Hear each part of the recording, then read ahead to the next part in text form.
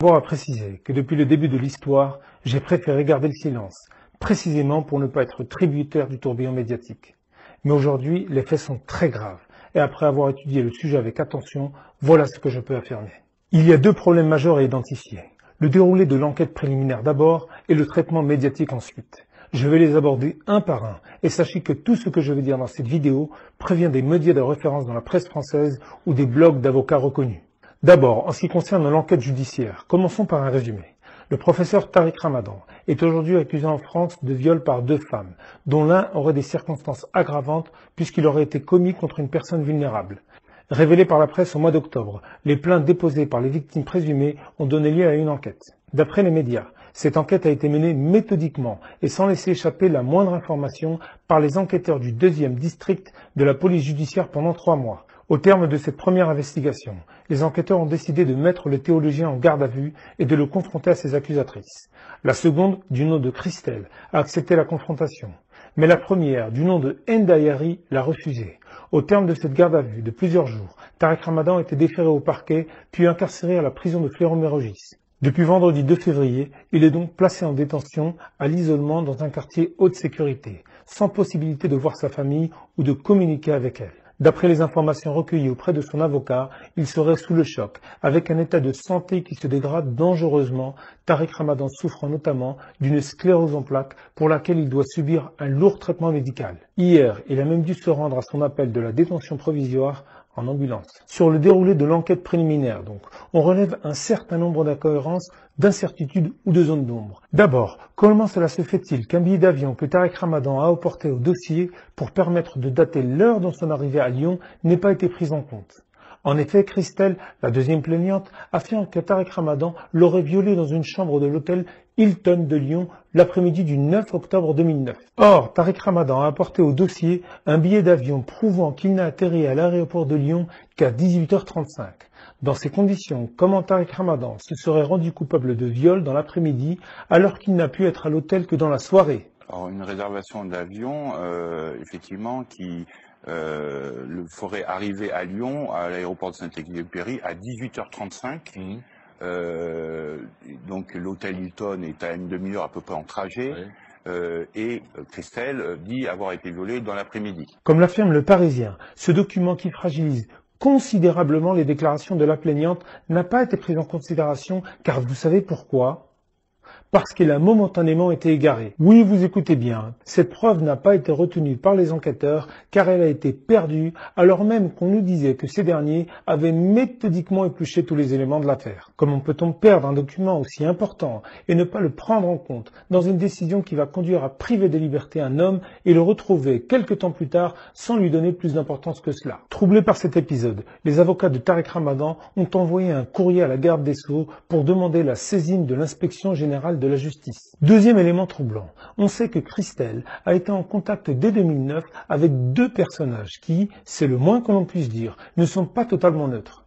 Pour le premier, il s'agit de Caroline Fourest, dont tout le monde sait qu'elle est une habituée des procédés manipulatoires. Coutumière du mensonge, rappelons que Caroline Fourest a même déjà été condamnée pour diffamation par la justice de notre pays. Quand on sait la version de Fourest pour Tariq Ramadan, contre lequel elle a écrit un pamphlet truffé d'erreurs, sa connivence avec Christelle ne peut qu'interpeller. En outre, cette même Christelle avait dès 2009 été mise en relation avec un juge via un autre contact du nom d'Antoine Sfer. Or cet homme, Antoine Sfer, issu de l'extrême droite libanaise et ancien propagandiste du régime dictatorial de Ben Ali, est pour le moins, lui aussi, très loin d'être impartial. Depuis des années, il cultive une animosité hargneuse envers Tariq Ramadan. Ces attaques ont tellement été répétées et infondées que des juges ont, au cours d'un procès, reconnu qu'il tenait des propos diffamatoires envers le théologien suisse. Dans ces conditions qui jettent le trouble, sur de potentielles collusions, les avocats de Tariq Ramadan ont porté plainte pour subordination de témoins. Troisième zone d'ombre. L'autre plaignante, Ndayari, dit avoir été victime d'un viol commis par Tariq Ramadan en avril 2012.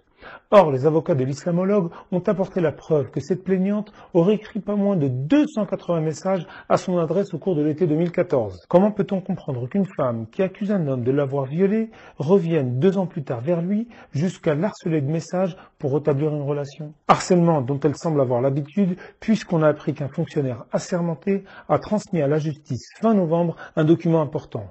Que dit ce document? Que Madame Ayari aurait menacé le fonctionnaire d'une plainte pour viol après qu'il ait refusé les avances explicites de sa part. Elle l'aurait en plus harcelé pendant des jours en lui faisant du chantage. C'est sans doute du fait de l'accumulation de ces éléments troublants que Hind Ayari a refusé de se confronter à Tariq Ramadan pendant la garde à vue. Ce refus tranche avec la posture du théologien qui s'est rendu de son plein gré à sa convocation et qui clame son innocence depuis le départ. On résume donc, voici un homme qui croupit aujourd'hui en prison, dont on a mis de côté un alibi qui discréditerait une de ses accusatrices, cette même accusatrice qui est une connaissance de longue date des adversaires les plus acharnés de Tariq Ramadan. Vous avouerez que c'est légèrement suspect. Du coup, comment comprendre que Tariq Ramadan ait été mis en détention provisoire, surtout quand on sait que c'est pas un, mais 3 juges d'instruction qui sont impliqués dans le dossier? La réponse, on la trouve en partie dans ces 2 articles remarquablement rédigés par Maître Régis de Castelnau, avocat spécialiste sur son blog. Qu'est-ce qu'il nous apprend?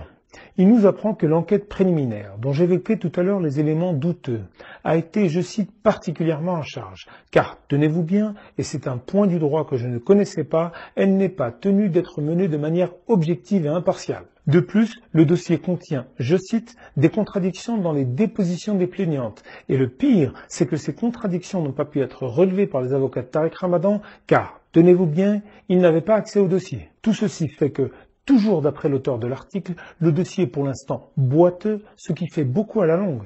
Et la question que l'on peut légitimement se poser est donc la suivante. Si le dossier est si mal barré, qu'est-ce qui a motivé les juges pour placer Tariq Ramadan en détention? Eh bien, tenez-vous bien, cette mesure maximaliste a apparemment été prise pour, je cite encore l'article, empêcher des pressions sur de futures plaignantes. Or, toujours d'après Maître Castelnau, cette justification n'apparaît pas dans l'article 144 du Code de procédure pénale qui donne les critères d'une mise en détention dans un cas pareil. Alors, que déduire? C'est là où le bât blesse, et c'est là que nous sommes manifestement dans une position extrêmement sévère, pour ne pas dire plus, de la part des juges qui ont peut-être eu d'autres préoccupations à l'esprit que le respect élémentaire des droits de la défense. D'autant que, et là j'arrive à ma deuxième partie, le traitement médiatique de cette affaire a eu quelque chose d'absolument répugnant. Certains médias et pas mal d'intellectuels s'en sont donnés à cœur joie, multipliant les propos malhonnêtes et orduriers. Parmi ce qui a été écrit ou dit dans certains médias, reprenons les principales fake news. D'abord, certains ont dit que si Ramadan était en détention, c'est pour s'assurer qu'il ne s'enfuirait pas à l'étranger du fait de sa possession d'un double passeport suisse et égyptien. Il faut rappeler que Ramadan possède des passeports suisses et égyptiens, suisses et égyptiens. Il a des relais et des soutiens un peu partout dans le monde. Or, c'est totalement faux. D'après sa famille, Tariq Ramadan n'a jamais eu de passeport égyptien et d'ailleurs, s'il en avait un, il est interdit de territoire en territoire égyptien parce qu'il a toujours condamné les méfaits de la dictature égyptienne, hier celle de Moubarak, aujourd'hui celle du régime d'Abdel Fattah al-Sisi. De plus, on voit mal comment Ramadan fuirait la justice française, lui qui s'est rendu librement à la convocation de la police et a fait preuve depuis le départ d'une collaboration sans faille avec les différents services. Deuxième fake, certains ont relaté le fait que le Qatar aurait lâché Ramadan. Cette information renforcerait la thèse de son isolement croissant, ce qui serait en soi un indice de sa culpabilité ou du moins de son infréquentabilité. Or là aussi, c'est faux d'après la famille qui réside là-bas et pour connaître un petit peu ce pays, je peux vous dire qu'avec les contacts que j'ai, cela relève de la désinformation. Sur ce sujet, je voudrais d'ailleurs vous faire une recommandation. De grâce, faites attention aux médias que vous lisez ou que vous écoutez. L'article qui a sorti ce fake que Ramadan ne serait plus le bienvenu au Qatar a été rédigé par un certain Yann Hamel dans l'édition du Point du 29 janvier dernier. Or, savez-vous qui est Yann Hamel? C'est un homme qui est un adversaire acharné de Tariq Ramadan depuis plus de 10 ans. En 2007, il a rédigé une biographie non autorisée de Tariq Ramadan, truffé d'erreurs factuelles, et le voilà aujourd'hui en campagne pour détruire la réputation de son adversaire. Cet homme, Yann Hamel, est tellement aveuglé par la haine de Ramadan que, écoutez bien, il est prêt à interviewer n'importe quel guignol du moment qu'il vomit sur Ramadan. La dernière personne en date qu'il a interviewée est Lucia Canovi, qui, pour vous donner une idée du niveau du personnage, affirme que Ramadan est un violeur d'enfants, sataniste, assoiffé de sang. Rien que ça. Vous imaginez à quel niveau de bassesse certains sont prêts à descendre pour régler leur compte avec le professeur Ramadan? C'est totalement méprisable et le Point devrait avoir honte d'employer une telle personne qui n'est pas un journaliste mais qui est un militant.